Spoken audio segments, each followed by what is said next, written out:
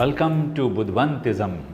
Sanjay Buddhwant sir, हमारे Buddhwant sir का ये ऑर्गेनाइजेशन है बुद्धवंतिज्म, जिसके माध्यम से हम दुनिया को एस्ट्रो वास्तु का ज्ञान देते हैं, वास्तु शास्त्र सिखाते हैं, जीवन में जो है सुख और प्रगति के मार्ग पर हम कैसे आ जाएं, उसकी बहुत बड़ी शिक्षा मिलती है जब हम सीखते हैं बुद्धवंत सर से।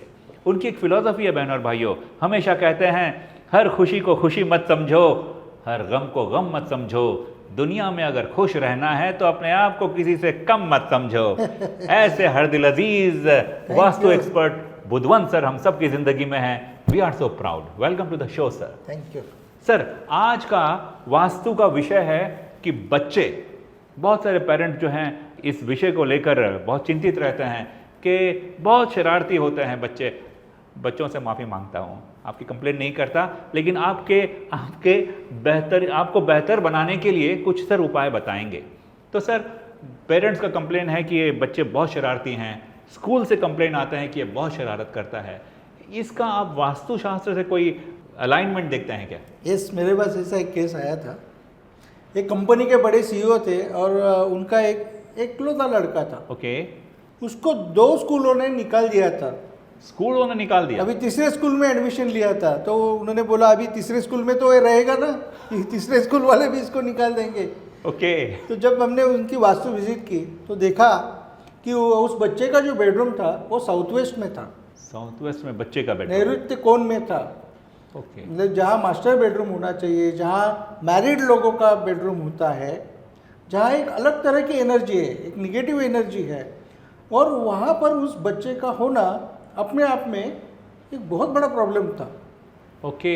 फिर हमने क्या किया कि उनको कहा कि इसका बेडरूम अभी आप इसके बेडरूम में शिफ्ट हो जाओ, और उनका बेडरूम था नॉर्थ में, तो उस बच्चे को उस बेडरूम में शिफ्ट कर दिया जाए। ओके। Shifting of bedroom.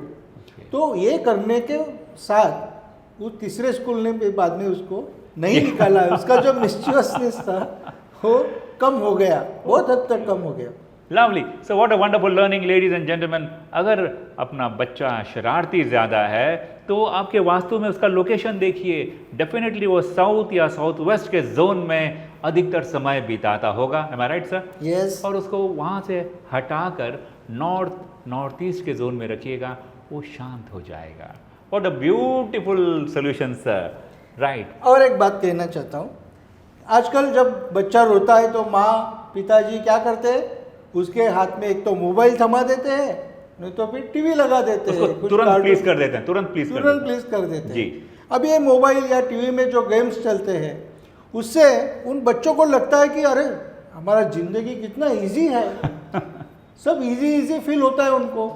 फिर जब आगे चल के उनके जीवन में कठिनाइयाँ आती है तो फिर वो एंजाइटी का शिकार होते हैं, स्ट्रेस का शिकार होते हैं, डिप्रेशन का शिकार हो जाते हैं। और इसके लिए इनकी जो प्लेसमेंट है, जैसे टेलीविज़न का प्लेसमेंट है, वो कहाँ होना चाहिए? दैट शुड बी, मतलब आपका टेलीविज़न वो नॉर्थ के दीवार पर होना चाहिए या ईस्ट के दीवार पर होना चाहिए। Very important learning ladies and gentleman, बहन और भाइयों।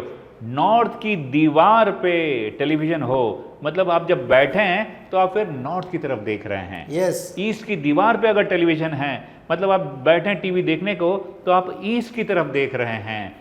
और अगर इसका उल्टा हो जाए तो रिएक्शन भी नेगेटिव होने लगता है। 100% रिएक्शन होता है। अगर आप साउथ फेसिंग रहकर टेलीविज़न देखोगे तो क्या होगा, आपको साउथ की जो निगेटिव एनर्जी है वो हीट करेगी, सदा हीट करती रहेगी, and it will drain your energy. वाह। अगर वेस्ट की तरफ देखकर आप टेलीविज़न देख रहे हो, हाँ, तो वो भी आपके लिए निगेटिव है। जो आकर्षण आपको नहीं होने चाहिए, तो अलग अलग चीज़ों के आकर्षण आपके मन में पैदा होंगे और कंसंट्रेशन नहीं हो पाएगा आपका।